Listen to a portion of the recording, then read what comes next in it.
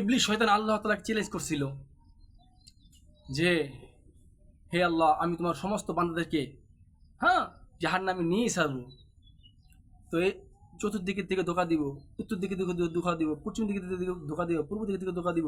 রকের শিরায় উপশিরা রক্ত প্রবাহিত করে এবং সমস্ত লোম ও পশম পশম থেকে ধোঁকা দিব, নেক্সট হতে ধোঁকা দিব, আপনার বান্দাকে আমি জাহান্নামে নিয়ে ছাড়বো। আল্লাহ তাআলা বলল যে তুই আমার চ্যালেঞ্জের মোকাবেলা করবি, আমার বান্দা আজীবন গুনাহ করবে, মৃত্যুর আগে তওবা করবে, কোনো না কোনো ওয়াজে গিয়ে, কোনো না কোনো তাফসিরে গিয়ে, কোনো না কোনো আমার আল্লাহ আমাকে পাওয়ার জন্য এক ফোঁটা চোখের অশ্রু বের করে আমাকে আমার আমার আমার ভয়ে, আমার গুনার ভয়ে, আমার কবর আযাবের ভয়ে, জাহান্নামের ভয়ে এক ফোঁটা অশ্রু চোখ থেকে বের হবে, তার সমস্ত গুনাহকে আমি মাফ করে দেব ইনশাআল্লাহ।